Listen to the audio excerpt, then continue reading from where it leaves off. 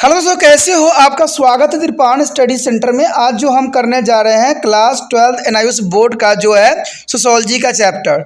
आज हम करेंगे सोशोलॉजी का चैप्टर नंबर 11, जिसमें हम सांस्कृतिक आत्मसातकरण एवं एकीकरण के विषय में चर्चा करेंगे। इसमें हम प्रसंस्कृति के विषय में जो हम विस्तार पूर्वक चर्चा करेंगे। आपको पता ही होना चाहिए कि ये जो चैप्टर है संस्कृति आत्मसातकरण एवं एकीकरण जो है +2 के जो है सीबीएसई के बच्चे हैं जिनका एनसीईआरटी बुक है, उनके लिए भी बहुत ये इंपॉर्टेंट चैप्टर है और इसके रिगार्डिंग एग्जाम में जरूर एक न क्वेश्चन जरूर आता है। तो ये सीबीएसई के बच्चों के लिए भी बहुत इंपॉर्टेंट है, साथ में यूपी बिहार बोर्ड के बच्चों के लिए भी अगर उन्होंने सोशोलॉजी ले रखा है तो ये चैप्टर बहुत ही इंपॉर्टेंट साबित होगा। क्योंकि आपको पता है कि त्रिपाण सेंटर जो है लाइन टू लाइन समझाने की कोशिश किया जाता है इसमें, और आपको समझ में भी बहुत आसानी से आ जाता है।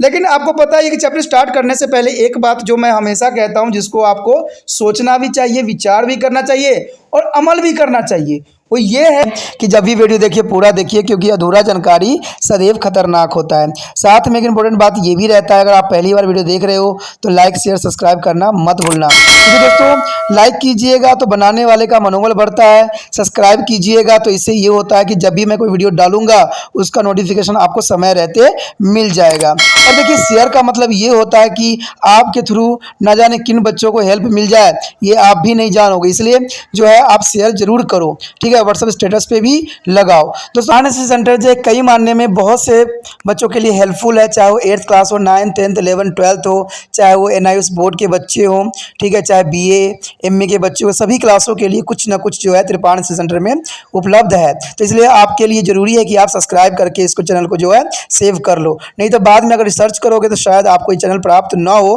तो इसलिए सोचना नहीं, विचार नहीं करना है, सब्सक्राइब करके जो है अपने पास सेव करना है। दोस्तों ये तो बात था आपके लिए, लेकिन आप देखते हैं हमारा आज टॉपिक क्या है। सोशोलॉजी का जो हमारा चैप्टर ये है 11, ये बहुत इंपॉर्टेंट है, जिसमें हमारा पहला टॉपिक तो यही है परसंस्कृतिकरण। दोस्तों ये परसंस्कृतिकरण जो है कई मानने में जो है एग्जाम में आता ही आता है, तो इसको आपको अच्छे से समझना चाहिए और अच्छे से जो है इसको नोट डाउन भी करना चाहिए, क्योंकि परसंस्कृतिकरण हमेशा एग्जामिनर का सदैव भी फेवरेट रहा है।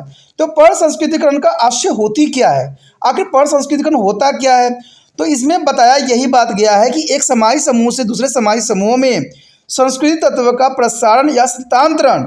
देखिए परसंस्कृतिकरण का मतलब साफ शब्दों में यही है कि कोई भी संस्कृति होती है ना दोस्तों, उसके जो तत्व होते हैं वो एक जगह से दूसरे जगह ट्रांसफ़र होती है, उसी को ही हम परसंस्कृतिकरण कहते हैं। यानी प्रसार भी हो सकती है और स्थानांतरण भी। स्थानांतरण का मतलब एक जगह से दूसरी जगह जाना होता है, और प्रसारण का मतलब होता है कि इसको फैलाना। तो इसी को ही हम क्या कहते हैं, परसंस्कृतिकरण। परसंस्कृतिकरण संस्कृति परिवर्तन की एक प्रक्रिया है जो विभिन्न संस्कृतियों वाले समुदाय के बीच संपर्क के कारण जो है प्रतिफलित भी होती है। यानी जो है यहाँ पर संस्कृतिकरण दोस्तों इसलिए भी काफ़ी आगे बढ़ती है क्योंकि विभिन्न विभिन्न संस्कृति के समुदाय के लोग जो है हमारे समाज में रहते हैं और उनके अलग अलग विचारधारा, अलग अलग जो है संस्कृति होती है, जिसके वजह से परसंस्कृतिकरण जो है अपना काफ़ी दबदबा बना रखा है और इसी कारण जो है ये काफ़ी यहाँ पर प्रसार भी हो रहा है। परसंस्कृतिकरण के मामले में दोनों संस्कृतिकरण परंपरा प्रभावित होता है, क्योंकि एक संस्कृति के गुण दूसरी संस्कृति में प्रविष्ट हो जाती हैं। ये आपने देखा ही होगा कि मान लीजिए कोई संस्कृति है, अगर हम कहीं दूसरी जगह जाके रहने लग जाते हैं तो हम अपनी संस्कृति भूल नहीं जाते हैं, हम जो है उस संस्कृति को यहाँ पर भी अपनाते हैं और उसको जो है देखा देखी दूसरे व्यक्ति भी अपना लेते हैं। तो इसे तो हम कहते हैं परसंस्कृतिकरण, यानी प्रसारण भी हुआ और हमने अपने जगह को स्थानांतरण भी किए।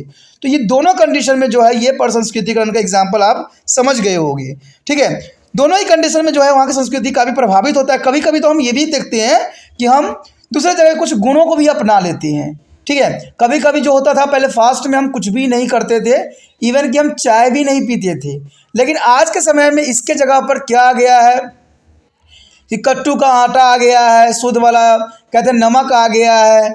तो ये बहुत चीज़ें जो है हमारी संस्कृति को जो है तहस नहस करने में लग गया है, क्योंकि वो बात रह नहीं जाती जो पहले हुआ करती थी। आज लोगों ने क्या किया है, अपने आप को बदल लिया है और इसको जो है सही मान्यता दे दिया गया है।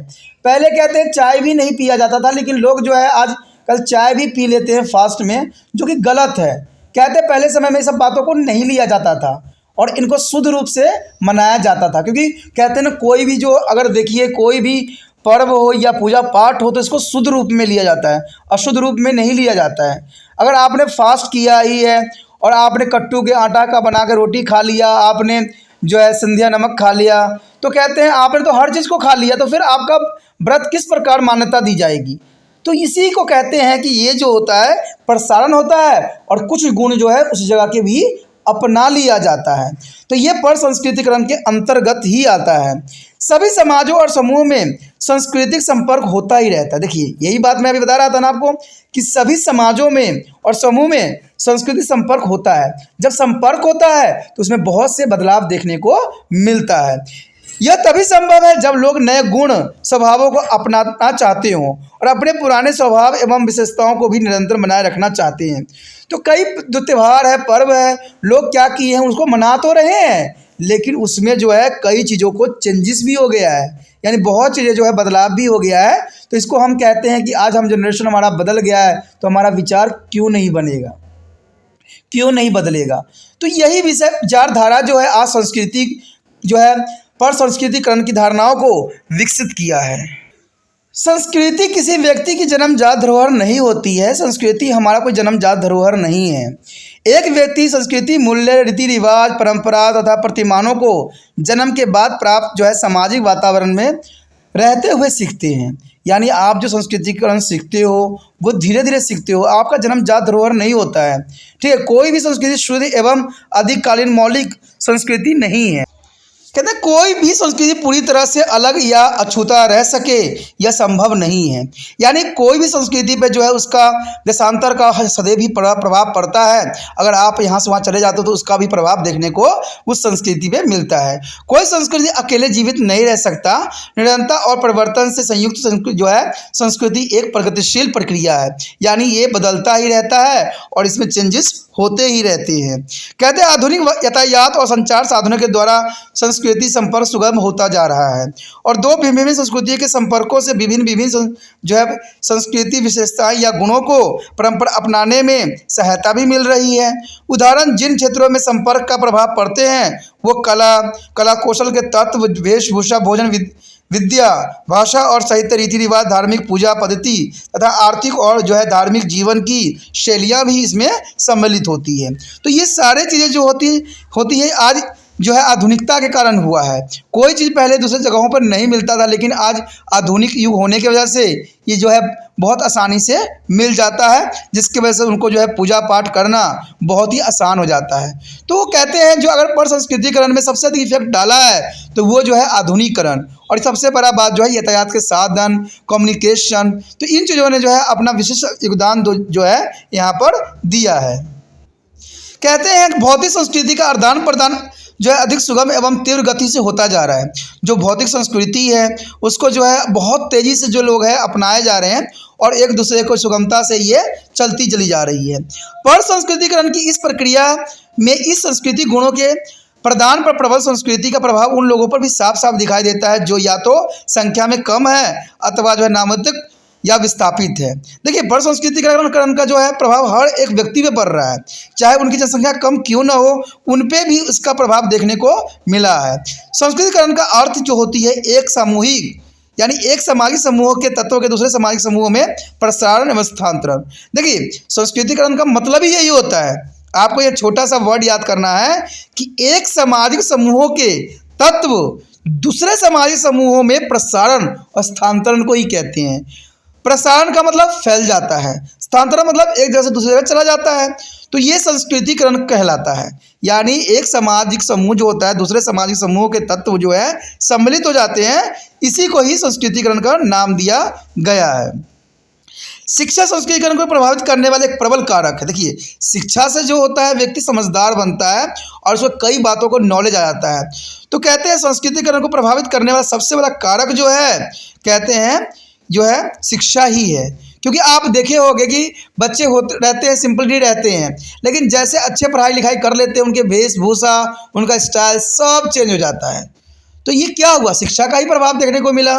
ठीक है, क्योंकि यह जो है समुदाय को विचार द्वारा प्रभावित एवं उत्प्रेरित होती है, क्योंकि उनका विचार जो है बदल गया है, इसलिए उनका स्वभाव भी बदल गया है। संस्कृतिकरण की प्रक्रिया को प्रभावित या प्रतिबिंबित करने में आधुनिक यातायात और संचार माध्यम ने विशेष भूमिका निभाया है। इसमें कोई दो राय नहीं दोस्तों, क्योंकि आपको पता ही है कि आधुनिकता ने जो है पूरी तरह से बदल दिया है संस्कृतिकरण को, क्योंकि पहले हम दूसरे देशों में जा नहीं सकते थे, हम वहाँ की संस्कृति जान समझ नहीं सकते थे, लेकिन आज जो है कोई भी व्यक्ति, साधारण व्यक्ति भी दूसरे क्षेत्र में जाके रह सकते हैं, वहाँ की जो संस्कृति सीख सकते हैं, वहाँ के वातावरण में अपने प्रवेश को बना सकते हैं। तो यही बात है, यातायात के साधन ने बहुत आसान कर दिया है। और दूसरा जो है संचार के माध्यम, पहले व्यक्ति जो होते थे पत्र द्वारा जो है अपना विचारों का आदान प्रदान करते थे, लेकिन आज जो है संचार माध्यम ने जो है बहुत विशिष्ट बना दिया है। इवन कि आप दूसरे जगह के जो है दृश्य को भी देख सकते हो, वहाँ के जो व्यू होती है वो भी समझ सकते हो, वहाँ के कल्पना होती है, वहाँ के क्षेत्र की जो चित्र होती है, सभी चीज़ों को जो है बहुत विशिष्ट रूप से देख सकते हो। तो ये संचार माध्यम के ही कारण हुआ है। और इससे क्या होता है, व्यक्ति जो होता है कम्युनिकेट भी हो जाता है। मान लीजिए अगर आप कहीं गांव से आए हो और आपको जो है त्यौहार करने का रूल रेगुलेशन नहीं मालूम है, आप फटाक से फ़ोन करते हो गांव में, अपने माता पिता से पूछते हो कि हमें कैसे कैसे क्या क्या करना है, और उसी विधि से आप कर लेते हो। तो ये संचार माध्यम के कारण ही संभव हुआ है, और इसी को कहते हैं संस्कृतिकरण भी कहते हैं।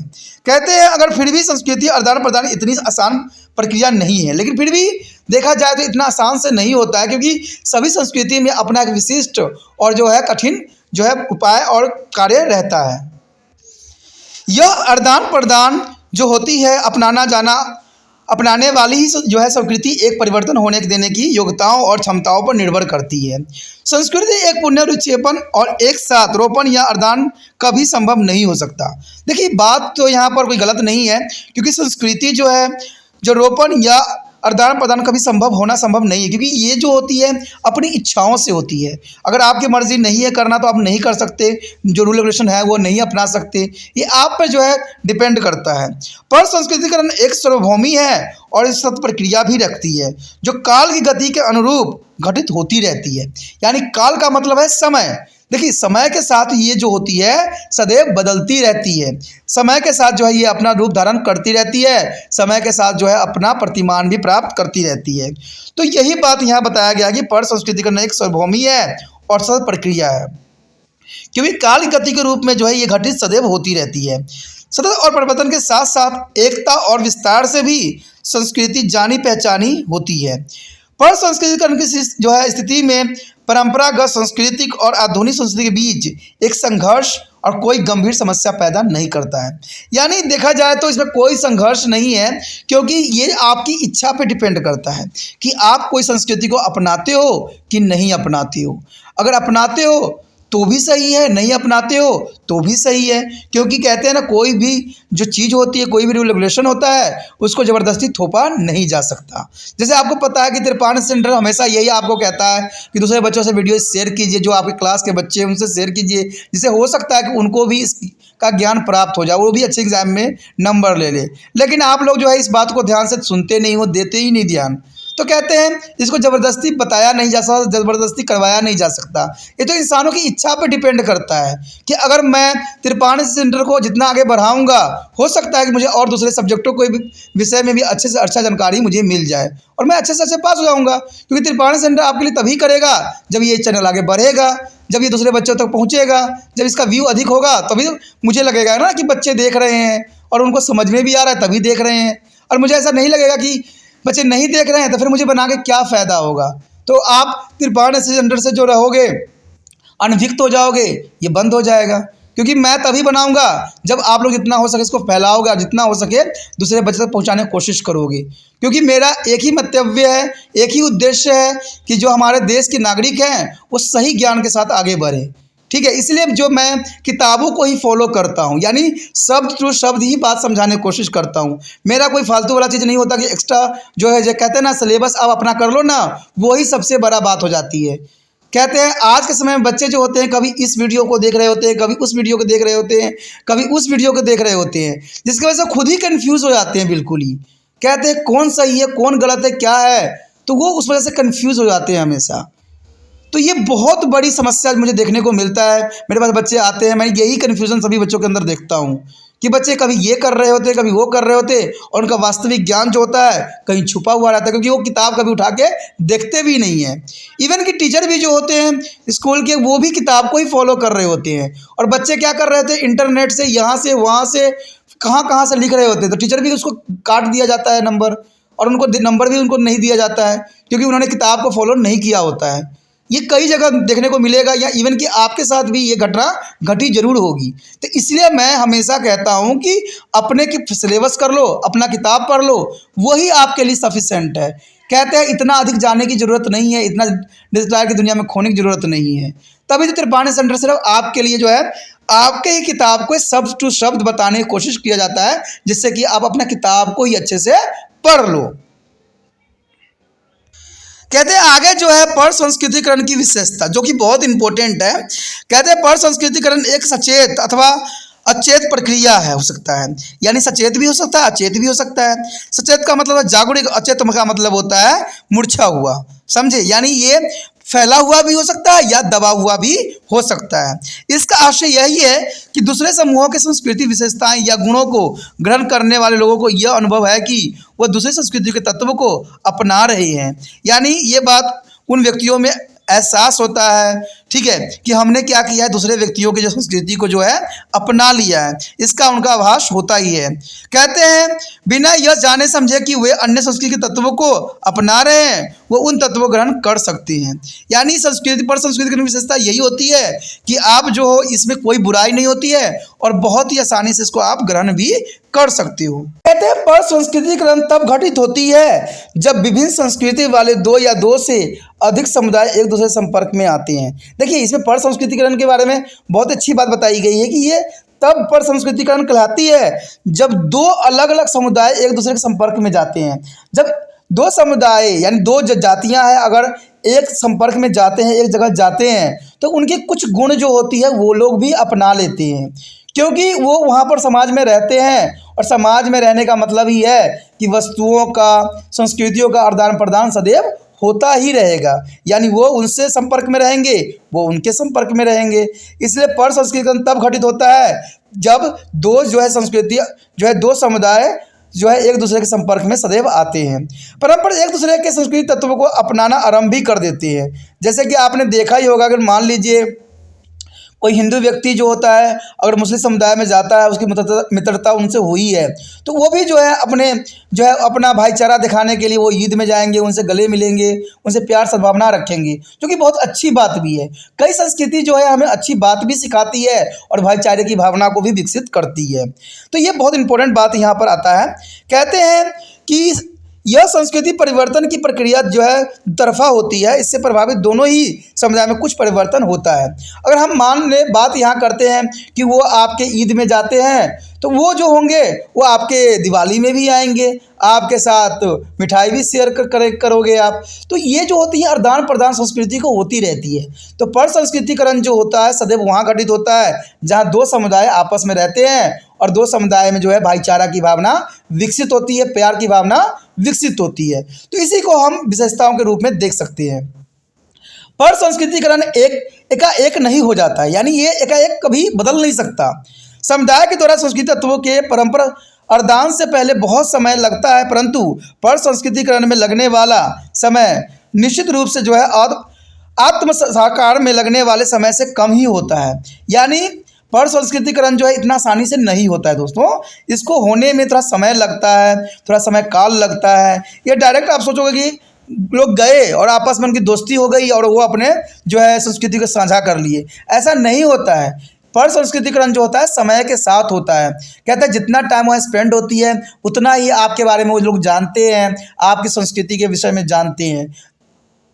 आपने देखा ही होगा कोई व्यक्ति अगर किसी चीज़ से परेशान है तो लोग जो है अपने जो है इष्टों के बारे में बताते हैं कि यहाँ जाओगे तो आप वहाँ ठीक हो जाओगे, वहाँ जाओगे तो वहाँ ठीक हो जाओगे, चाहे वो उनके धर्म के हों भी नहीं, फिर भी जो है अपनी तकलीफ़ों को दूर करने के लिए वो सदैव उन्हीं का ही अनुसरण करते हैं। तो यही बात है कि कोई चीज़ आपको डायरेक्ट आप विश्वास नहीं कर लोगे, पर संस्कृति की बात जो है यही बात करता है कि हम जल्दी ही उस चीज़ को अपना नहीं लेते हैं, थोड़ा समय लगता है। अंततः आत्मसतकरण की तुलना में पर संस्कृति में जो है अपेक्षित कम समय लगता है। यानी आत्मसतकरण की जो है तुलना में जो है पर संस्कृतिकरण की अपेक्षा कम समय लगता है, लेकिन फिर भी देखा जाए तो पर संस्कृतिकरण जो है बहुत जल्दी घटित भी होता है। क्योंकि देखिए, मैं इतना टाइम की बात नहीं कह सकता, लेकिन ये जो होती है जैसे व्यक्ति रहने लगते हैं उनमें जो है सद्भावना आने लग जाती है और आदान प्रदान जो है होने लग जाती है। लेकिन जो आत्मसतकरण होता है वो बहुत लंबा होता है, तो इसके विषय में हम आगे चर्चा करेंगे। कहते हैं अगर चौथी पॉइंट की बात हम यहाँ करें तो पर संस्कृतिकरण या तो सीधे संपर्क के माध्यम से घटित हो सकती है, यानी सीधे संपर्क होने से, अथवा जो है परोक्ष रूप से दूसरे से ही घटित हो सकती है, जैसे रेडियो, दूरदर्शन, समाचार पत्र एवं साहित्य आदि के माध्यम से। यानी हम कोई रेडियो पर कोई बात सुनते हैं, कोई दूरदर्शन पर देखते हैं या समाचार में पत्रों में पढ़ते हैं या कोई साहित्य के बुक पढ़ते हैं, तो इसका प्रभाव हम पे अधिक पड़ता है और हम उसी चीज़ को जो है करने में लग जाते हैं। तो यही बात है कि पर संस्कृति जो है सीधे संपर्क के माध्यम से भी घटित हो सकती है। हम कोई विजुअल देखते हैं टीवी पे तो हम भी उसी तरह के कुछ करने की कोशिश कर जाते हैं। तो ये चीज़ें जो होती है ये पर संस्कृति के अंतर्गत ही आता है और विशेषता के रूप में भी आप देख सकती हो। उसके बाद है आत्मसातकरण। एक एकीकरण के लिए जो पर संस्कृति की पूर्व निर्धारित शर्त या अवस्था होती है। यानी अगर पर संस्कृतिकरण के आगे अगर आपको बढ़ाना है तो आत्मसातकरण एवं एकीकरण एक अवस्था होती है। जैसे ही संस्कृति संपर्क होता है उसी समय से ही आत्मसातकरण एवं एकीकरण की दिशा में अग्रसर होने की स्थिति उत्पन्न होने लग जाती है। यानी देखिए दोस्तों, ये बात बहुत इंपॉर्टेंट बताया गया है यहाँ पर कि जैसे किसी व्यक्ति से आपको जो है संस्कृति संपर्क होगा वैसे ही आत्मसातकरण होगा, यानी आप काफ़ी मिलजुल जाओगे, उनमें एकीकरण की भावना देखने को मिलेगा। तो ये बात बहुत ही इंपॉर्टेंट रखता है कि आत्मसखीकरण जो है बराबर एक पूर्व निर्धारित शर्त के अनुसार ये चलती रहती है। हमारा अगला टॉपिक जो है अत्यंत महत्वपूर्ण है, ये एग्जामिनर का सदैव ही फेवरेट रहा है, जिसका टॉपिक का नाम है आत्मसातकरण। देखिए, आत्मसातकरण जो है बहुत इंपॉर्टेंट है, ये कई बार एग्जाम में आया है, चाहे वो CBSE के +2 का हो एग्ज़ाम या NIOS के बच्चों का एग्ज़ाम हो। ये जो है आत्मसातकरण जो है बहुत इंपॉर्टेंट टॉपिक है, तो इसको आप ध्यान से समझने की कोशिश कीजिए। कहते हैं आत्मसातकरण भी जो है सांस्कृतिक संपर्क के ही द्वारा होता है। आत्मसात, देखिए ये संस्कृति संपर्क से ही जो है ये आता है, यानी संस्कृति संपर्क के द्वारा ही इसको जो है अनुभव किया जा सकता है।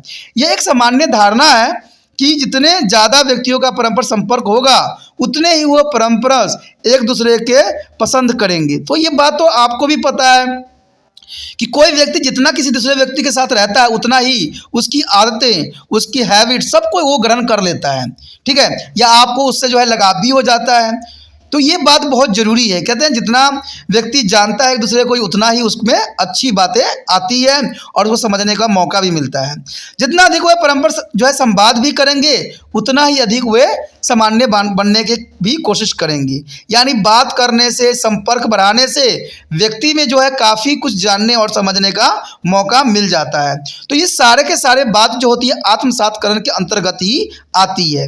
यह एक अन्य विश्वास है कि हम दूसरे के बारे में जितना ज़्यादा जानते हैं उतना ही अधिक हम उन्हें पसंद भी करते हैं। तो ये भी सच्चाई बात है। कहते हैं किसी व्यक्ति को जितना ज़्यादा आप जानोगे उसकी आदतें, उसके विचार, उसकी समझ, उसकी सोच के आदी होते चले जाओगे, क्योंकि यही चीज़ तो कहते हैं कि उनको आगे बढ़ाता है। आपने देखा होगा कि मंत्री लोग जो होते हैं आजकल इलेक्शन होती है तो वो लोग क्या करते हैं, घर घर जाते हैं, द्वार द्वार पे जाते हैं, उनसे वोट मांगते हैं, और कुछ जो होते हैं वो रेडियो टेलीविज़न पर ही प्रचार करते हैं। तो कहते हैं जो सामने जाते हैं आपस में बात करते हैं, इससे ये होता है कि उनका अट्रैक्शन बढ़ता है, उनको ये लगता है कि ये हमारे हितैषी हैं और हम तो से ये मिलने आए हैं, हमसे बात कर रहे हैं तो हम हमारे लिए अच्छे भी करेंगे।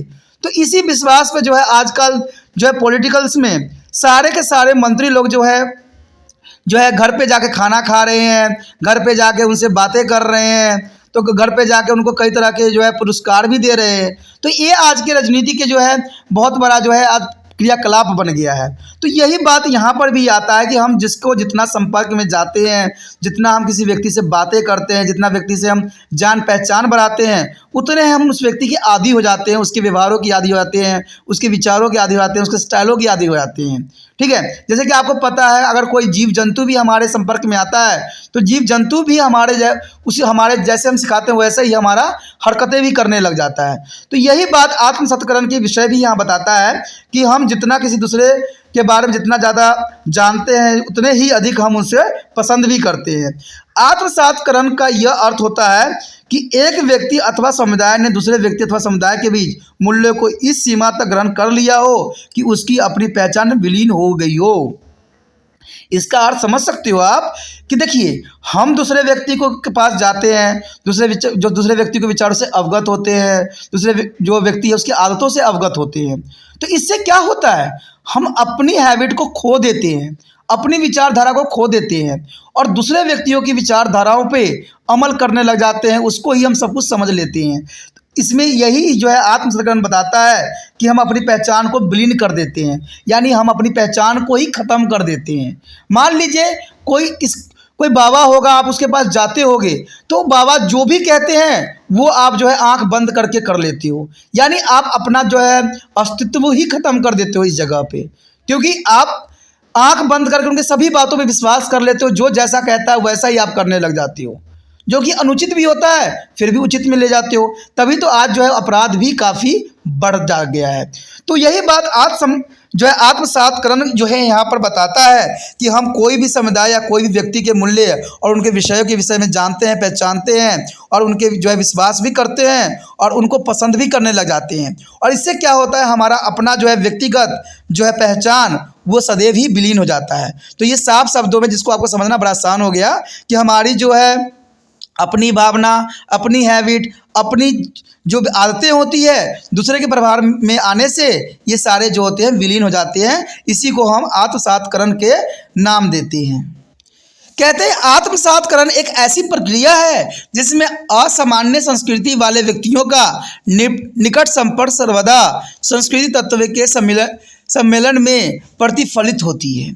यानी आत्मसात्करण एक ऐसी प्रक्रिया है जिसमें असामान्य संस्कृति वाले, देखिए जिसका संस्कृति एक जैसा नहीं है, वाले व्यक्ति के निकट संपर्क सर्वदा संस्कृति तत्व के जो है सम्मिलित में प्रतिफलित हो जाती है। हालांकि दूसरे की तरह जो है अवदान या ग्रहण करना ही दिशा में इस प्रकार के जो है घोषित नहीं किया जा सकता। तो ये काफ़ी इंपॉर्टेंट बात यहाँ पर है कि एक कहते हैं दूसरे की तरह अवदान या ग्रहण करना ही दिशा में इस प्रकार की घोषणा नहीं किया जा सकता। तो ये बहुत इंपॉर्टेंट है। कहते हैं आत्मसत्करण जो है प्राकृतिक रूप से घटित होने वाली प्रक्रिया मानी जाती है। देखिए, आत्मसत्करण जो है प्राकृतिक परिघटना है। क्यों? क्योंकि अगर आप इसके संपर्क में जाते हो तो प्राकृतिक रूप से आप उसकी बातों को ग्रहण करते हो, न कि जबरदस्ती ग्रहण करते हो। कहते हैं जबरदस्ती जो ग्रहण की जाती है वो आर्टिफिशियल के रूप में देखी जा सकती है, और जो स्वयं ही आप ग्रहण कर लेते हो, स्वयं ही उसकी आदत, उसके प्रभावों का आप पे प्रभाव पड़ जाता है, तो ये जो हो जाता है एक तरह से देखा जाए तो ये जो है एक जो है प्राकृतिक रूप से घटित होने वाली घटना के रूप में है। ये सामान्य मानसिकता के सिद्धांतों को सामान्य समझी जाती है। यानी यहाँ पर आपकी मानसिकता सामान्य थी लेकिन आप उस व्यक्ति से काफ़ी प्रभावित हुए जिसकी वजह से उसकी सारी आदतें, उसके गुण को अपने अपना लिया। यह विचार इस लोकप्रियता पर भी आधारित है कि जो है समानताएं और समरूपताएं एकता के समान या समरूप होती है। कहते हैं आत्मसत्करण का विचार महसूस करने, सोचने और तंद्रूपी कार्य करने से निहित मानी जाती हैं। यानी ये चीज़ें जो दोस्तों होती है इसको विचार को महसूस किया जा सकता है, समरूपताएं एकता समान को समरूप हो सकती है। तो आत्म जो है सात्करण ये काफ़ी इंपॉर्टेंट है जिसमें हम दूसरे व्यक्तियों के गुणों को अपनाते हैं और अपने गुणों को जो है नष्ट कर देते हैं। यहाँ पर देखिए, अगर हम तो आत्मसात एक दूसरा अर्थ यही भी होता है कि हम अप्रवासी से पूर्व में कुछ योगदान दिया करते हैं, उसे अपेक्षा की जाती है कि वह अपने स्वभाव, संस्कृति और दर्शन से आने वाली जो है पीढ़ी को भी कुछ अवश्य देगा। यानी आत्मसार ये भी बात बताता है कि हम दूसरे पीढ़ी को भी जो है अपने गुण, अपने आदतें दे दें। तो इस बात से भी जो है आत्मसत्करण जो है अंतर्गत आता है। यानी दूसरा अर्थ इसका ये भी होता है कि हम दूसरे जो है जनरेशन को भी अपने गुण, अपनी आदत, अपनी स्वभाव, संस्कृति, दर्शन आदि को जो है हम हस्तांतरण करते हैं। इस विचार का उद्गम जो अप्रवासियों में निहित होती है। यानी जो अप्रवासी लोग होते हैं, यानी अप्रवासी का देखिए दोस्तों, यहाँ प्रवासी का मतलब होता है जो एक जगह से दूसरी जगह चले जाते हैं, और अप्रवासी होते हैं जो नहीं जाते हैं, जो एक जगह ही रहते हैं। प्रवासी यानी जो मैग्नेट कट जाते हैं, अप्रवासी जो मैग्नेट नहीं करते हैं, उन लोगों के द्वारा निर्धारित भी किया जाता है। यानी ये सारी बातें उन लोगों के द्वारा भी निर्धारित किया जाता है। आप देखते हो कि कोई व्यक्ति अगर गांव में रहता है जहाँ पर वो सदैव से रहता है, तो वहाँ के जो लोगों की आदतें होती हैं, उनके काम होते हैं, उनके विचार होते हैं, उनके भाषा होते हैं, सब कुछ अपना लेते हैं। और वही व्यक्ति अगर प्रवास में चला जाए, कहीं दूसरी जगह चला जाए, तो वो वहाँ का गुण अपना लेता है। जो लोग उनके निकट संपर्क में होते हैं, यानी वो सारे व्यक्ति जो होते हैं अपने ही गाँव, अपने ही मोहल्ले के संपर्क में होते हैं, उन्हीं का गुण जो है उनके अंदर निहित आ जाती है। आत्मसातकरण की प्रक्रिया जितनी समानता से प्रबंधित होती है, उतनी ही विभिन्नताओं में भी है। यानी इसमें जितना समानता देखने को मिली है, उसमें से भी कहीं अधिक इसमें विभिन्नता देखने को मिल रही है। आत्मसातकरण जो है भेदीयता और सम्मिलित की एक प्रक्रिया है, जिसमें व्यक्ति और समूह दूसरे व्यक्ति या समूह की स्मृतियाँ, भावों और अभिव्यक्तियों को अपने अनुभव तथा इतिहास के आदान प्रदान द्वारा ग्रहण करते हैं। यानी यहाँ पर आत्मसातकरण के विषय में जो है साफ शब्दों में ये बात बता दिया गया है कि सम्मिलित की एक प्रक्रिया है, जिसमें व्यक्ति और समूह दूसरे व्यक्ति या समूह की स्मृति, भावों और अभिव्यक्तियों को अपने अनुभव तथा इतिहास के आदान प्रदान करते हैं और उसको ग्रहण करते हैं, यानी उसको अपने अंदर समाहित करते हैं। और इसके जो है सम्मिलन या संयुक्त होने से एक सामान्य संस्कृति जो है जीवन आरंभ करते हैं। यानी उस चीज़ को अपनाकर, उस चीज़ों को जो है ग्रहण करके वो जो है एक सामान्य संस्कृति जीवन आरंभ करना चाहते हैं। तो इसको आत्मसातकरण के अंतर्गत ही आ सकता है। कहते हैं जहाँ तक परंपरा को जो है आदान प्रदान की बात है, इसमें जो ये गुण निहित होती है और इसमें ये प्रश्न भी उठता है। सामान्य अनुभवों में यह जो है आत्मीय सहभागिता एवं आत्मसातकरण ऐतिहासिक जो है प्रक्रियाओं के केंद्र के स्थित है। आत्मसातकरण की प्रक्रिया में जो है अभिव्यक्तियों में सुधार केवल धीरे धीरे ही हो सकता है। ठीक है, अतुल जो है संपर्क में भी होते हैं, यानी आपस के संपर्क के द्वारा भी ये हो सकते हैं। यदि हम बात यहाँ पर करें आत्मसातकरण की विशेषताओं के विषय में, तो ये भी बहुत इंपॉर्टेंट एग्जाम व्यू से रखता है कि आत्मसातकरण की क्या विशेषताएं हैं और ये किस जगह उपयोग किया जा सकता है। कहते हैं आत्मसातकरण जो है सामाजिक प्रक्रिया में संलग्न समूहों के बिना जानबूझ और जो है सचेत जो है प्रयासों घटित होती है। यानी ये जानबूझकर और जो है प्रयासों से घटित होती है। इसमें जितना प्रयास करते हैं उतना जो है आत्मसातकरण की भावना बढ़ती है, क्योंकि आपने यहाँ डेफिनेशन जाना ही है कि हम जितने दूसरे व्यक्ति के साथ जो है साथ बिताते हैं, उतना ही उसके गुणों, उसकी आदतें, उसके व्यवहारों से अवगत होते हैं। तो ये बात जनरल सी बात है कि जानबूझ के ही करवाया जाता है। मान लीजिए किसी दो व्यक्तियों का विवाह संबंध बनना है, तो उसमें हम क्या करते हैं कि ये दोनों व्यक्तियों को आपस में बात करने के लिए हम कहते हैं। इससे बात करने से ये होता है कि वो एक दूसरे के विचारों से अवगत हो सकते हैं, उसके गुण अगुण को देख सकते हैं और इससे जो है वो आने वाला फ्यूचर को भी अपने जो है सेव कर सकते हैं। तो ये आत्मसातकरण ही कहला सकता है इसमें, क्योंकि इसमें जो है व्यक्ति एक दूसरे के विचारों से अवगत होता है और एक दूसरे के विचारों को ग्रहण भी करता है या एक दूसरे विचारों से अवगत भी होते हैं। तो ये सारे जो होते हैं सचेत प्रयासों से घटित होती है, यानी इसमें हम जो है सचेत होकर सारी घटनाएं घटाते हैं। इसमें माता पिता का भी योगदान होता है जो ऐसे कार्य करने के लिए कहते हैं। अंततः आत्मसातकरण एक अचेत प्रक्रिया है, यानी ये अचेत प्रक्रिया है जिसमें हर चीज़ जो है घटित होती है। अगर ये बात सामान्य रखता है कि दूसरी बात अगर हम देखें, सामान्यतः आत्मसातकरण होने में लंबा समय लगता है। यानी देखिए, आपने किसी व्यक्ति से मुलाकात किया है, किसी व्यक्ति को 1 घंटा बातें किया, तो आप 1 घंटा में इतना प्रभावित नहीं हो सकते, इसके लिए थोड़ा समय लगता है। कहते हैं अगर हम किसी व्यक्ति से पहली बार मिलते हैं तो वो बहुत ही सादगी, बहुत ही प्यार और बहुत सद्भावना से विचारधारा अपना रखता है, लेकिन अगर आप उसको कई टाइमों में देखोगे, कई टाइम में अचानक उससे मिलोगे, तब जाके उसकी जो है सच्चाई का पता लगेगा कि उसमें कितनी जो है विचार जो है ग्रहण करने वाली है और कितने जो है उसे दूर करने वाली है। तो यही बात यहाँ बता रहा है कि सामान्यतः आत्मसातकरण होने में बहुत लंबा समय लगता है, इसको बहुत जल्दबाजी में नहीं किया जा सकता। जब दो संस्कृति आपस में संपर्क में आती है तो एक लंबे समय के बाद ही एक दूसरे में विलीन हो पाती है। यानी जब तक हम उसकी बुराई अच्छाई को नहीं देख लेते तब तक जो है हम उसको नहीं अपनाते हैं। तो आत्मसातकरण जो है बहुत लंबा समय अवधि लगती है और दूसरे में विलीन होने में बहुत जो है समय लग जाता है। तभी अगर देखा जाए तो आत्मसातकरण एक धीमी प्रक्रिया है, यानी बहुत ही धीमी गति से चलता है। लेकिन अगर हम प्रसंस्कृतिकरण की बात करें तो थोड़ा सा वो काफ़ी जल्दी हो जाती है, लेकिन इसमें जो है बहुत लंबा समय लगता है, बहुत धीमी प्रक्रिया है और कहते हैं धीमी प्रक्रिया से ही इसको जो है हम सुचारू रूप से जान सकते हैं। तो ये विशेषताओं के अंतर्गत ही आता है। यदि बात करें अगले पॉइंट का तो कहते हैं आत्मसंस्करण तभी घटित होती है जब इस प्रक्रिया में संलग्न संस्कृति असामान्य हो। यानी संस्कृति दोस्तों यहाँ पर कहते हैं एक संस्कृति से नहीं हो सकता है, दो अलग संस्कृतियों में ही आत्मसात्करण की घटना देखने को मिलेगा। इसमें एक प्रकार की जो है श्रेणीबद्धता भी होती है, यानी इसमें दूसरे श्रेणी के व्यक्ति भी होते हैं, तो इसको कहा जा सकता है कि इसमें श्रेणीबद्धता भी होती है। इसमें एक अधिपत्य वाली जो है अर्थात प्रबल होती है, यानी अव्यक्त भी होती है और प्रबल भी होती है। जो दूसरी अधीन संस्कृति होती है प्रायः प्रबल संस्कृति अधीन अथवा अपेक्षाकृत जो है छोटी संस्कृति के साथ आत्मसात्करण की दिशा में आगे बढ़ते हुए उन्हें स्वयं भी आत्मसात कर लेती है, यानी वो अपने साथ मिला लेती है। आत्मसात्करण एक अस्थायी घटना नहीं है, इसके प्रभाव अस्थायी होते हैं। आत्मसात्करण के कारण संस्कृति में घटित होने वाली परिवर्तन एक लंबे समय तक चलने या निरंतर बने रहने की प्रयास भी करते हैं। तो कहा जाए इसकी विशेषता में आत्मसात्करण जो है अस्थायी घटना नहीं है, ये अस्थायी घटना है कि बहुत समय लग जाता है इसको घटित होने में और बहुत समय लंबे काल अवधि में जो है ये घटना घटित होती है और ये कहते हैं कि ये निरंतर चलती ही रहती है। तो आपको यहाँ समझ में आ ही गया होगा कि आत्मसात्करण का मतलब होता है हम किसी दूसरे व्यक्तियों के विचारों से ग्रहण करें या दूसरे विचारों से अवगत हो और उसको जो है अपने जीवन में अपना ले।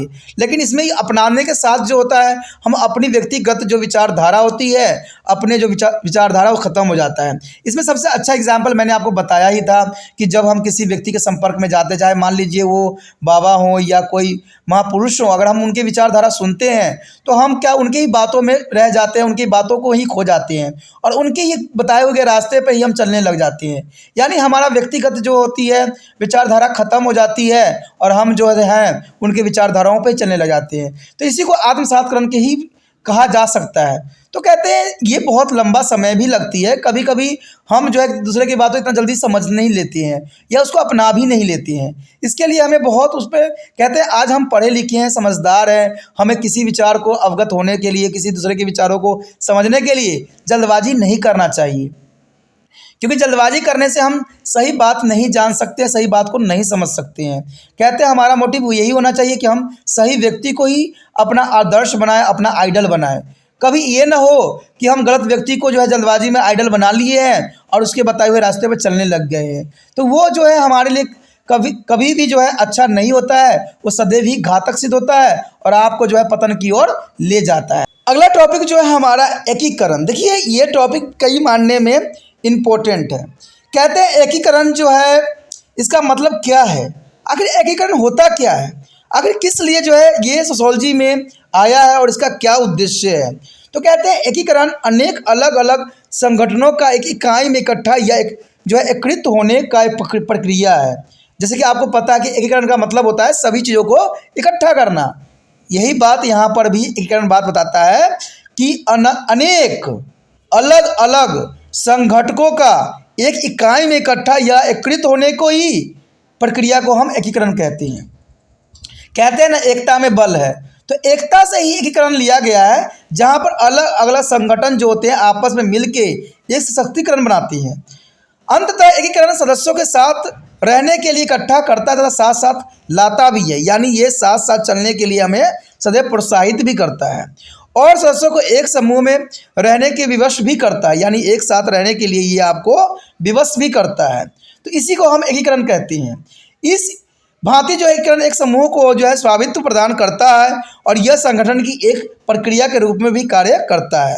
यह सामाजिक एकाकीपन यानी अलग और बिखराव को प्रक्रिया के विपरीत होता है। यानी देखा जाए तो इस सामाजिक एकाकीपन और अलग गाव यानी अलग होने की प्रक्रिया को और बिखरने वाले प्रक्रिया के सदैव ही विपरीत होता है, यानी बिखरना यानी टूट जाना। लेकिन एकीकरण का अर्थ होता है दोस्तों आपस में मिलना और आपस में रहना, आपस में अपना जो है आदान प्रदान करना। सामूहिक एकीकरण समूहों के परस्पर मिलकर रहने अथवा सामूहिक अखंडता एवं एकता को संबंध रखता है। यानी एकीकरण का मतलब ही होता है एकता, ठीक है, अखंडता।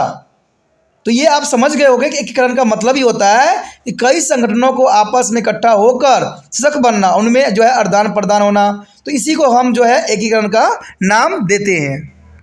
कहते हैं एकीकरण एक सामूहिक प्रक्रिया है, यानी ये एक सामूहिक यानी ग्रुप जो है एक प्रोसेसिंग है। यह मुख्य रूप से उन लोगों से संबंधित होते हैं जो समूह में रहते हैं, यानी जो ग्रुप में रहते हैं उनसे ही एकीकरण संबंधित होता है, क्योंकि उन्हीं का एकीकरण होना, उन्हीं का सशक्त होना जरूरी होता है, या उन्हें समूह की उपस्थिति में रहते हैं, यानी कोई भी समूह है उसमें वो उपस्थित रहते हैं। अगर बात करें समूह में बनने की आवश्यकताओं और तरीकों को समझना महत्वपूर्ण होता है कि अगर मान लीजिए कोई समूह में आप हो तो आपको आवश्यकता है कि उसके तरीकों को समझना जरूरी होता है, उसके महत्व को जानना जरूरी होता है। इस जानकारी से हमें उन समूहों में लगाव के माप और विस्तार को समझने में सहायता मिलेगा, क्योंकि आप जितना संपर्क में जाओगे, जितना एकीकरण की भावना आप में रहेगा, उतना ही आप वहाँ के जो है उससे लगाव हो जाएगी, उसके विस्तारों को समझने में काफ़ी आपको सहायता भी मिलेगा।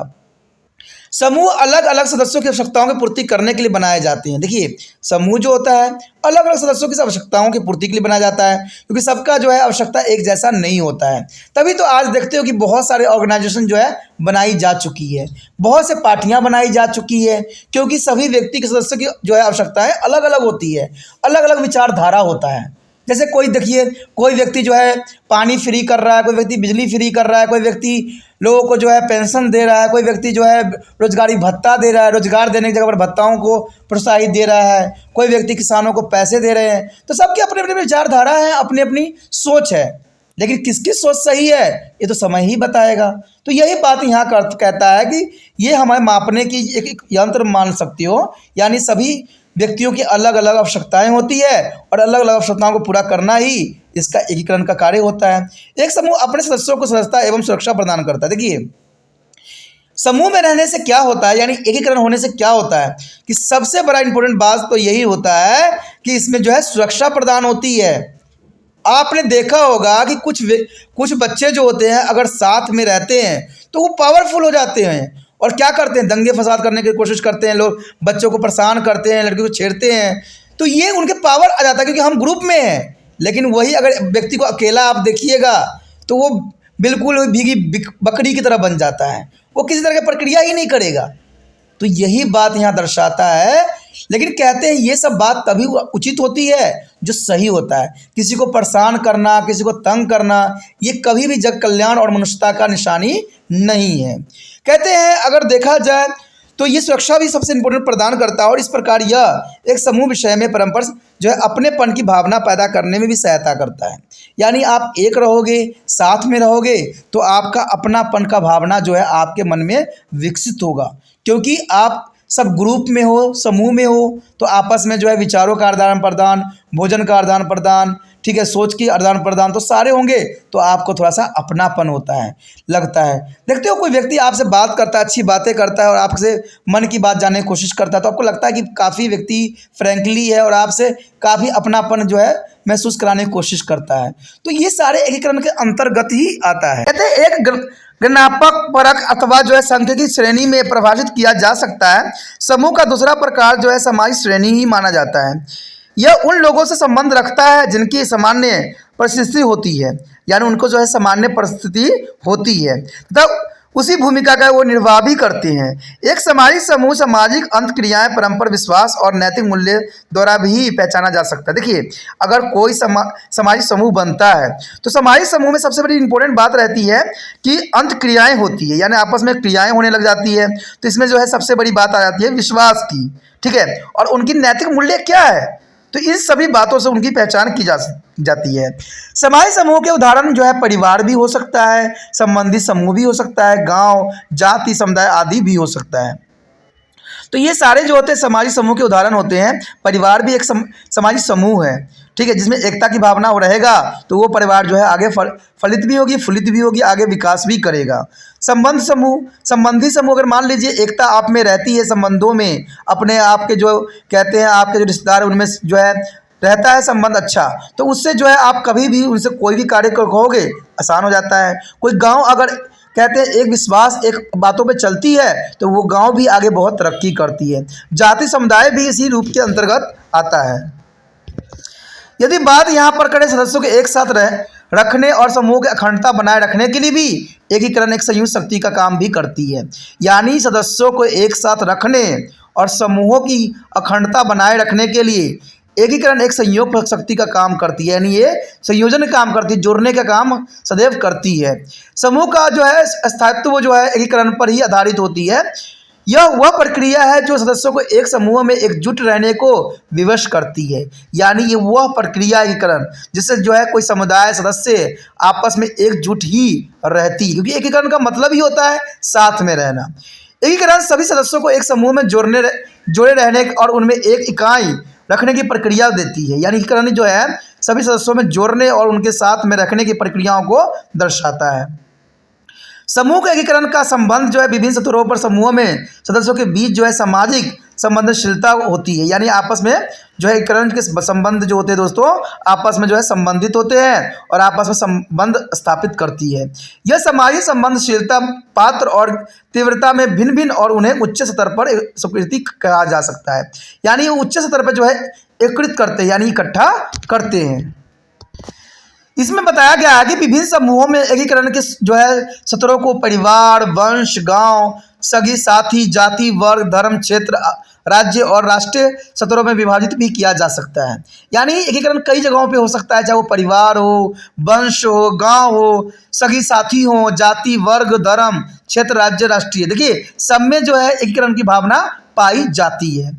और इस सभी स्तरों में परिवार के उच्च स्तरीय जो है एकीकृत कहा जा सकता है। यानी परिवार जो होता है सबसे ऊंचा होता है। परिवार में आपने देखा होगा कई व्यक्ति जो है सारे मिलजुल के रहते हैं और सारे जो है सद्भावना प्रेम के साथ अपना जीवन यापन करते हैं। तो परिवार जो है सबसे ऊंचा स्तरीयकरण में आता है। कहते हैं जबकि अन्य समूहों में एकीकरण का जो है समाज आर्थिक स्तर के मुक्त रूप से जो है एकीकृत कहा जा सकता है। यानी ये मुक्त रूप से है, इसमें लोग चाहे तभी जो है एकीकरण की भावना पैदा हो सकती है। लेकिन कहते हैं परिवार में तो भावना जन्मजात रहती है। कुछ परिवारों में देखा जा सकता है कि वो फूट हो जाता है, वो अलग हो जाते हैं, तो उसका बात हम कह नहीं सकते इसे यहाँ पर। एक विभिन्न समूहों के विभिन्न स्थितियों और आवश्यकताओं पर जो है निर्भरता भी करता है। राष्ट्रीय आपदा और विदेशी आक्रमण के समय एकीकरण राष्ट्रीय स्तर पर बहुत बड़ा ऊंचा होता है। देखिए जब कोई विदेशी हम पे हमला करता है, कभी कोई आपदा आता है, तो सभी जो है लोग मिलजुल के जो है उस आपदा का सामना करते हैं, उस आक्रमण जो है उसका सामना करते हैं। तो इसी को एकीकरण का नाम दिया गया है, जिसमें राष्ट्रीय स्तर पर एकीकरण देखने को मिलता है। इसमें आपको पता है कि बड़े बड़े प्रधानमंत्री, राष्ट्रपति यही कहते हैं कि देश को एक होना है और एक होके ही हम इस बीमारी से या इस तरह की घटनाओं से हम लड़ सकते हैं। तो इस एकीकरण के विषय में ही बात कर रहे हैं, जिसमें राष्ट्रीय अखंडता और एकता प्रदर्शित होती है। इससे हमें लगता है कि हमारे देश के व्यक्ति जो है वो राष्ट्र के प्रति जो है समर्पण अपना कर रहे हैं। परिस्थिति क्षेत्रीय, जाति तथा समाज संस्कृति स्तरों पर भी काफ़ी धार्मिक होती है। देखिए ये जो होता है सिर्फ एक जगह स्थित नहीं होती है, जाति में भी एकीकरण होता है। आपने देखा होगा जब दंगे फसाद होते हैं तो बहुत से जाति के लोग जो है इकट्ठे हो जाते हैं और आपस में ही दंगे फसाद करने लग जाते हैं।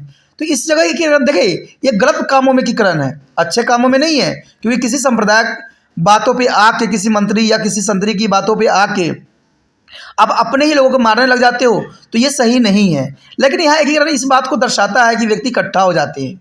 लेकिन दोस्तों ये चीज़ें कभी भी सही नहीं होता है। ये किसी भी कहते हैं राष्ट्र के लिए, किसी भी जाति के लिए जो है सांप्रदायिक दंगा बहुत ही घातक होता है और ये जो है मनुष्य के विनाश का सबसे बड़ा कारण भी हो सकता है। उसके पश्चात हमारे समक्ष आता है एकीकरण के घटक। आखिर एकीकरण के घटक कौन कौन से होते हैं? कहते हैं अगर हम एकीकरण घटक की बात करें तो पहला तो यही आता है कि सामान्य गुणों का होना। देखिए यानी सामान्य गुण रहेगा तभी एकीकरण की भावना आएगा। श्रम के विभाजन, परस्पर संबंध तथा आत्मनिर्भरता के परिणाम स्वरूप समूह की अखंडता में जो है दृढ़ता लाती है। यानी जब विभाजन होगा, श्रम विभाजन होगा, परस्पर संबंध बनेगा और आत्मनिर्भरता आएगी, तभी जो है एकीकरण की घटक जो है यहाँ पर दृढ़ होगी, यानी मजबूत होगी। तो ये एकीकरण के घटक के अंतर्गत आता है। समूह द्वारा निर्धारित मानकों को अपनाना, पालन करना जोड़ने वाला का तत्व होता है। जैसे कि मैंने पहले ही आपको बता चुका हूँ कि कोई व्यक्ति अगर आपको आह्वान करता है तो आप दौड़े हुए चले आ जाते हो। क्यों? क्योंकि आप उसकी बातों को पालन कर रहे हो। तो ये सारे एकीकरण के अंतर्गत ही आता है, क्योंकि आप उस व्यक्ति के अंतर्गत आ गए हो और वो एकीकरण को ही दर्शाता है।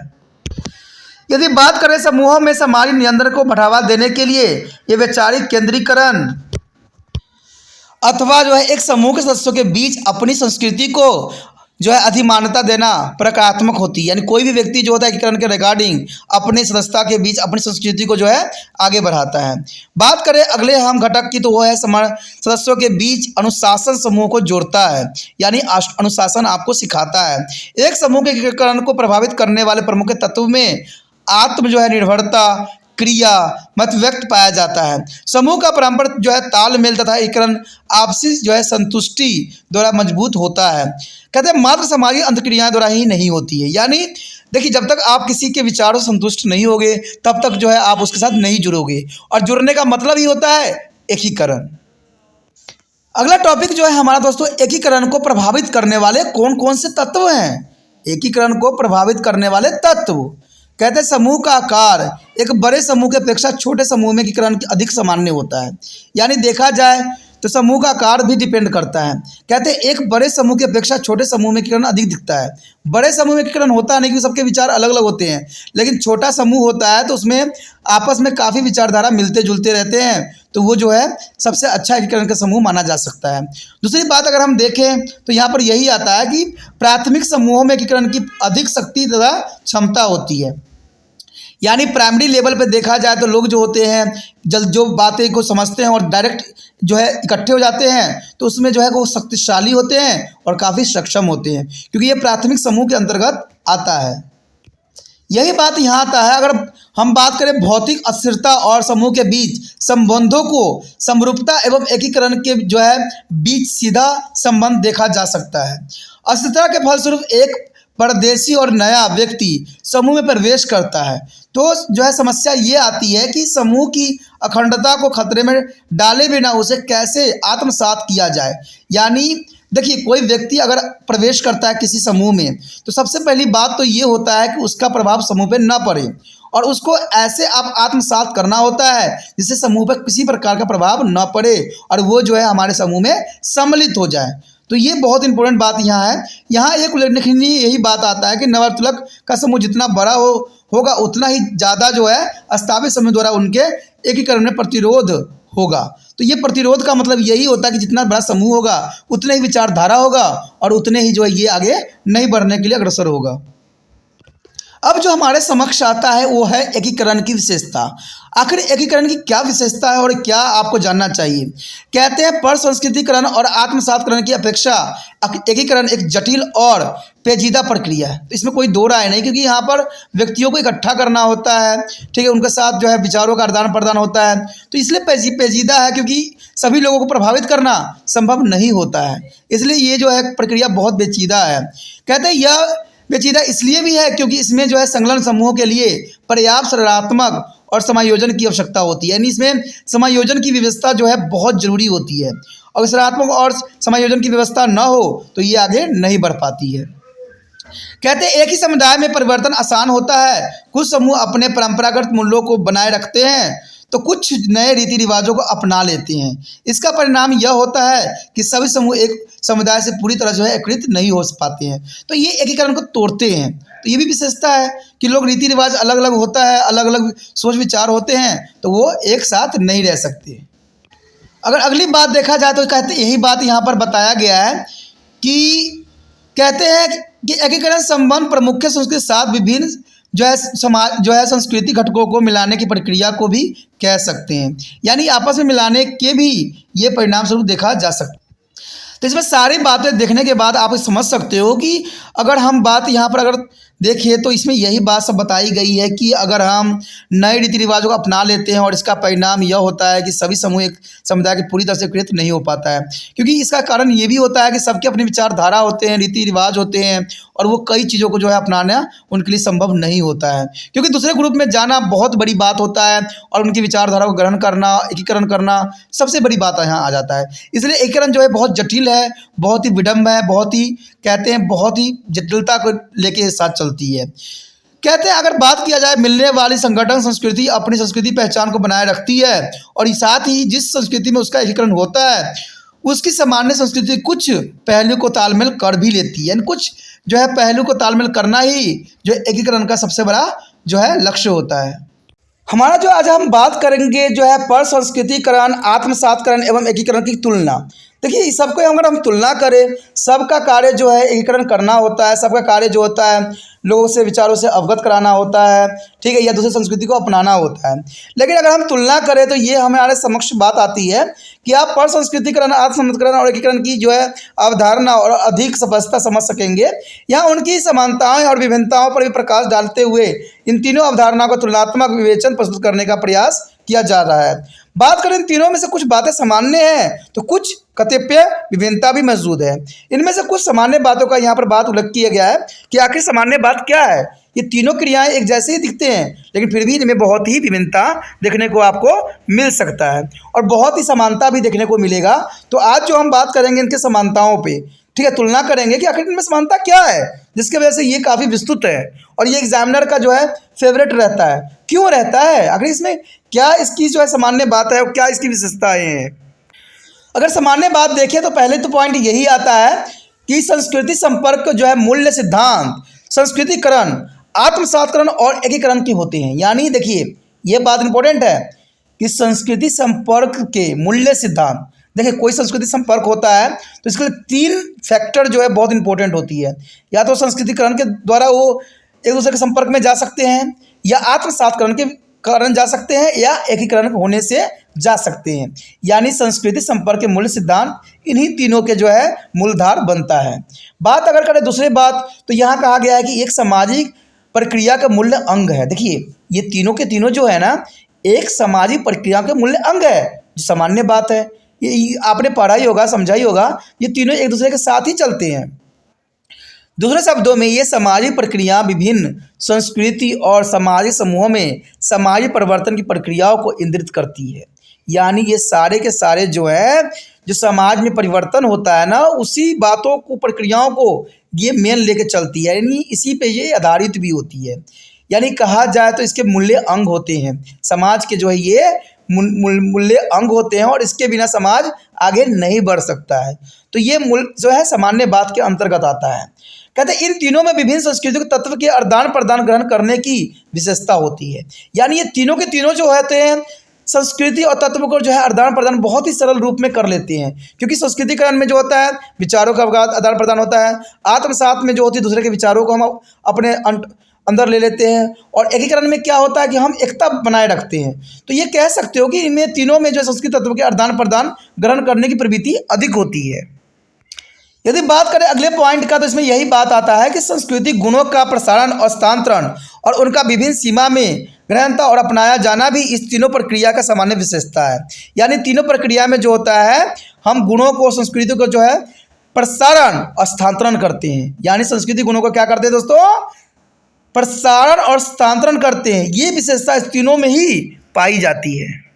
अब इसी बात को जो है हम यहाँ पर एक फ्लो चार्ट के रिगार्डिंग समझने की कोशिश करेंगे। देखिए पर संस्कृतिकरण किन किन बातों के ऊपर जोर देता है, तो पहला तो यही देता है कि संस्कृति संपर्क को स्थिति बनाता है या अवस्था बनाती है, जहाँ दो समुदाय में सांस्कृतिक गुणों एवं विशेषताओं का परस्पर विनिमय होता है, यानी आदान प्रदान होता है। ये पर संस्कृतिकरण के अंतर्गत आता है।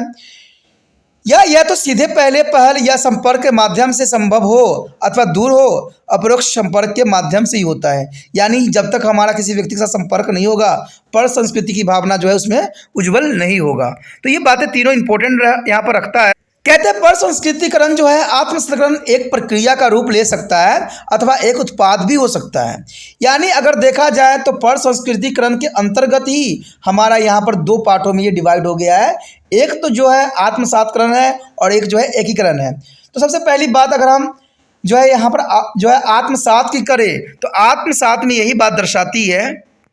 तो आत्मसात में यही बात आता है कि जब एक संस्कृति अपनी पहचान खो बैठती है तो इसका जो है प्रभाव देखने को मिलता है, क्योंकि इसमें यही बात आपने समझा था ना कि इसमें जो है संस्कृति अपनी खो बैठते हैं, लोग अपने विचारधारा इनको ख़त्म कर देते हैं क्योंकि हम दूसरे की विचारधाराओं में आ जाते हैं। तो अपना जो व्यक्तिगत विचारधारा इसमें ख़त्म हो जाती है, यानी संस्कृति अपनी खो बैठती है, दूसरी संस्कृति में विलीन हो जाती है। यानी हमारा विचारधारा जो होता है दूसरे के विचारधाराओं से विलीन हो जाती है, हमारा अपना विचारधारा यहाँ खत्म हो जाता है।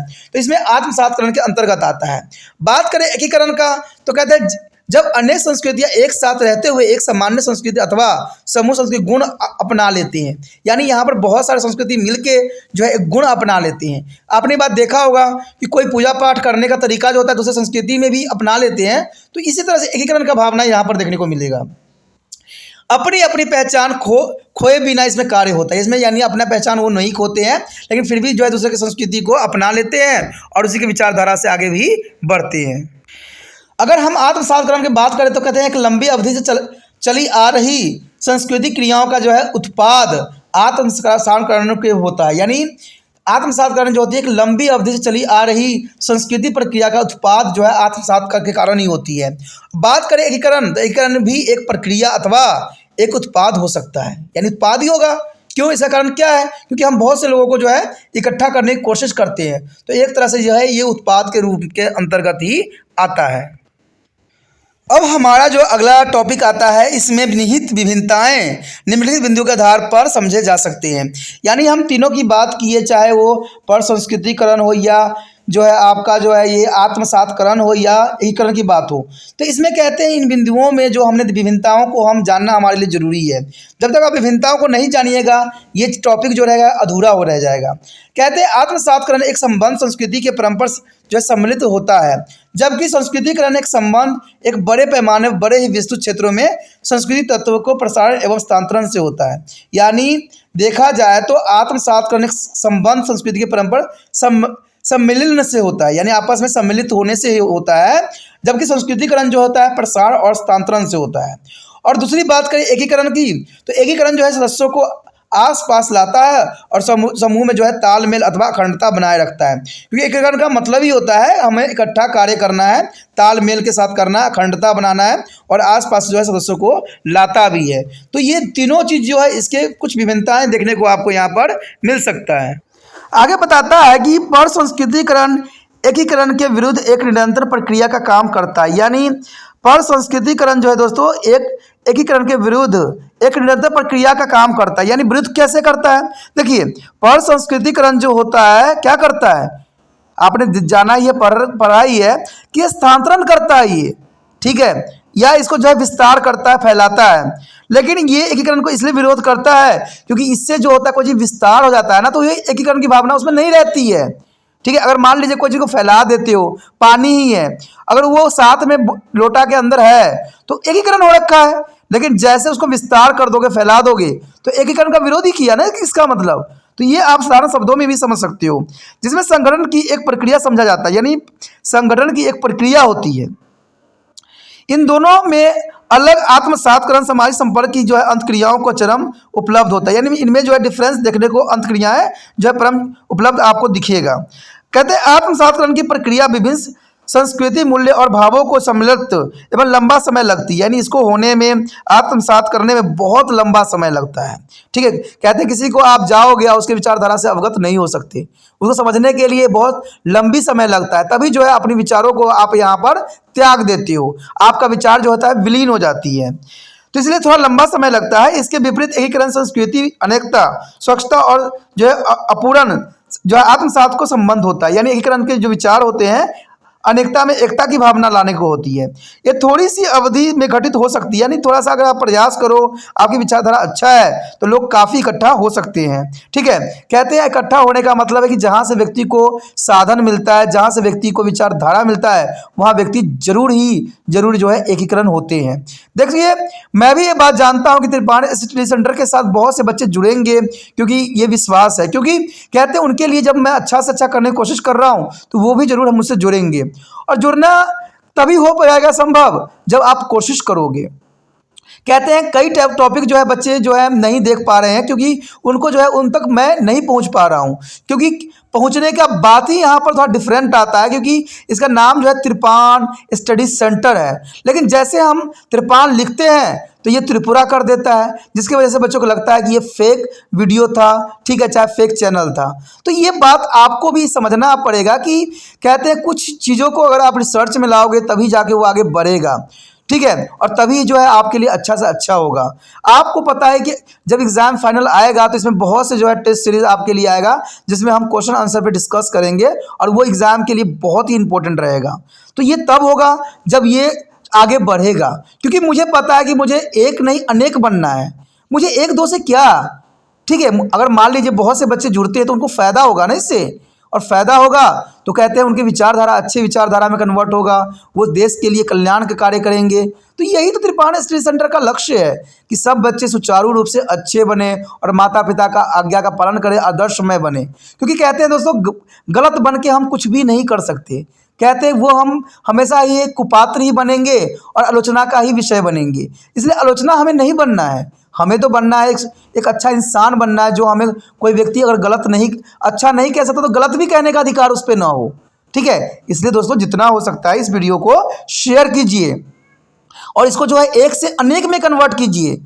कहते हैं जितना अधिक बच्चे मुझसे जुड़ेंगे, जितना सब्सक्राइब करके रखेंगे, उतना ही उन तक ये वीडियो पहुंचेगा और उतना ही आगे वो चलेंगे। क्योंकि मैं नहीं चाहता कि कोई वीडियो मैं अच्छा डालूं और आप उस वीडियो से अनभिज्ञ रह जाओ और उसको ना देख पाओ, उसको आगे ना समझ पाओ, तो ये आपका ही नुकसान होगा। इसलिए सोचना नहीं है, जल्द से जल्द जो है इसको सब्सक्राइब करके अपने मोबाइल में सेव कर लीजिए, तभी ही जो है समय समय पर आपको इसका नोटिफिकेशन जो आपको मिलता रहेगा। ठीक है, अगली पॉइंट पे हम बात करते हैं जिसमें आत्मसातकरण की प्रक्रिया विभिन्न संस्कृति मूल्य और भावों को सम्मिलित में लंबा समय लगता है। तो हमने आत्मसातकरण का तो पहले ही विचार कर चुके हैं कि ये जो होती है संस्कृति मूल्य होती है और भावों को और सम्मिलित को जो है लंबा समय लग जाता है इसको आगे बढ़ने के लिए। इसके विपरीत एकीकरण जो है संस्कृति अनेकता सुरक्षा और जो है अपूर्णस जो है आत्मसात से संबंधित होता है। यानी एकीकरण की भावना जो होती है, अगर आपका विचारधारा अच्छा है तो जरूर जो लोग जो है आपसे जुड़ जाते हैं।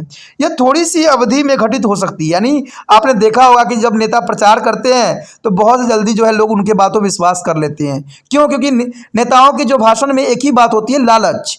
ठीक है, आपके लिए जो है तरह तरह की लुभावनी बातें करते हैं, हमेशा आपकी जो है जो दुखती नस होती है ना उसको दबाते हैं और आप उनकी बातों पे बहुत जल्दी आकर्षित हो जाते हो। वो आपको कहते हैं कि हम जैसे ही सत्ता में आएंगे आपको रोजगार दे देंगे, जैसे ही सत्ता में आएंगे आपको हम बस फ्री करेंगे, बिजली फ्री करेंगे, आपको हर तरह की सुविधाएं दे देंगे। और ये नहीं कहते हैं कि आप सारी बातें अगर मैं करता हूँ फ्री तो दूसरे चीज़ें जैसे खाने पीने की वस्तु है उस पर सारा मैं आपको बोझ डाल दूंगा और आप दब के नमक रोटी पे आ जाइएगा। ठीक है, सिर्फ पानी पी के आप जिंदगी जी लीजिएगा, बिजली चला के आप अपना जीवन जी लीजिएगा और बस में यात्रा करके आप जो भोजन ग्रहण कर लीजिएगा, क्योंकि आपके जो आवश्यक चीजें होंगी उसको बढ़ा देंगे।